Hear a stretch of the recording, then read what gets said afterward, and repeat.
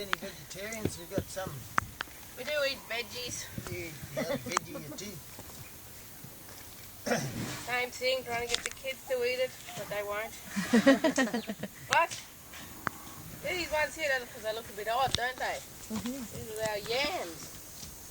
This one here is called our cheeky yam. It's called cheeky yam because if you ate it now, your lips, tongue, your whole mouth will almost go numb. It's got something in it.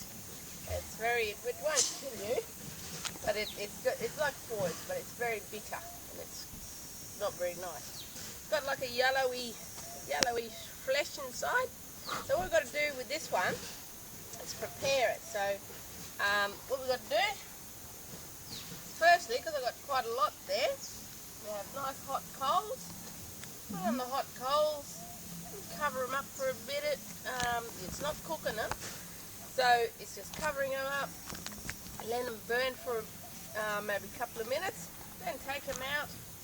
You scrape the outside of it and the skin, and you've got to chop it up, cut them up, then you put it inside this thing or something similar. So this is a string bag or something that water can go through. But then you just let them sit in the water, let them soak, or running water goes through it. So because I've got quite a lot there, by the time they're all chopped up, maybe 2 days before you can actually eat it. That does take a while.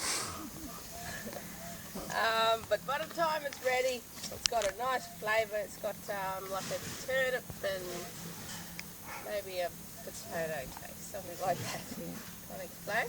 But that's what these ones here taste like. So when they're ready, you can either mash them up, make like little cakes out of it, on the hot coals, or boil them up these days in your pots.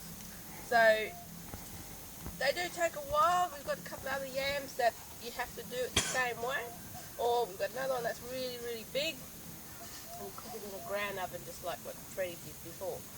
So some of them, they do take a long time to prepare. The one that we usually go for is the long yam. It's about this long, that's thick. Just dig that one up. You can eat it straight away or boil it up. That one just tasted like a sweet potato. That's what the kids love, that one there. So a lot of different yams, a lot of things are coming out, starting to flower now, and it's mainly our fruit trees. And our fruit trees, they're going to start flowering pretty soon, and then set fruit, and then come hopefully November, December, some of our fruits will be ready. And some of the fruits are like our apples, berries, black currants, bush potatoes, bush carrots, like that. So we do have a lot of vegetables. Even the water lily, very edible, except the leaf. Now this stuff here, it's a bit strange, but this stuff here, this is our, what we call our banksia nut. Or our gooey book. You might have seen it in your travels. We collect it like this first.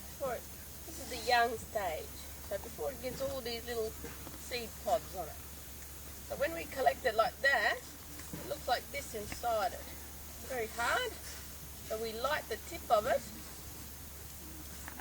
carry it around in like a wooden little pouch like that. And as we walk, we burn the country like that.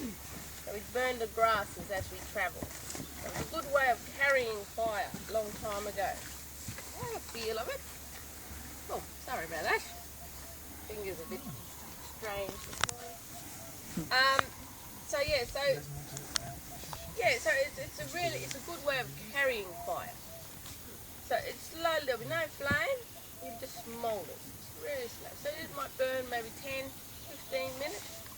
Because there's so many throughout the place, you just break them off as you go. So just burn it, and very slowly. And sometimes it looks like it'll go out, on it, and it starts glowing. There. There's a good one back there. Now we've got matches, lighters. Have you ever seen how you do the fire stick? I've had a go at that and I give up. Oh, come on, don't spoil it. I know. My brothers are better at it. I think I prefer to carry this. But yeah, it was just a good way of carrying a fire a long time ago. And the other thing that we use is when we did fire burning was carry the pandanus trunk. If you've seen the pandanus, it's the same one as those nuts there. It's trunks like that. And it's almost similar to this inside. So we'll burn the tip of it. The same thing, it looks like it's gone out. You just give it a quick blow like that and it'll start flaming. And it was just a good way of dragging it when you walk in the bush. So fire management is really important in Kakadu, and we try and burn this time of year. Still a little bit cool, but we're going to stop burning pretty soon because it's starting to get hot. The winds are coming back. So if you get a fire October, November, December, it's really hot. And you know, we might have 40-degree heat and wind. If you get a fire that time of year, there's no stopping it. And it'll kill everything in sight. And that's why we try and burn now. It's a lot cooler. It's a cool burn. There's a lot of trees that don't like hot fires, and this large cypress pine is one of them. So this cypress pine, our unlar tree, it's very special because we use it as a mosquito repellent. We use the bark, a bit of the leaves, and the wood. So we don't put on the main fire, because if you're cooking a goose, turtle, or anything like that, fish, goes through it and gives it a horrible taste because there's something in it that the termites don't like it. They won't go into that. It's good for building, but it's a good repellent tree. So we put it around where we're sitting. Just let it smoke up. And it's usually one of the best ones that we use. But this one here, so in a hot fire, only all these young ones like this one here with the lamp on it, usually they die. So, excuse me, losing my voice. Usually they die, so they don't like hot fires. Up in the escarpment as well, we've got a certain tree that we call our unbinic tree. They might be, there's some trees up there that's almost like 100 years old. They're really big. We had a big fire, went through it about a couple of years ago and wiped them out.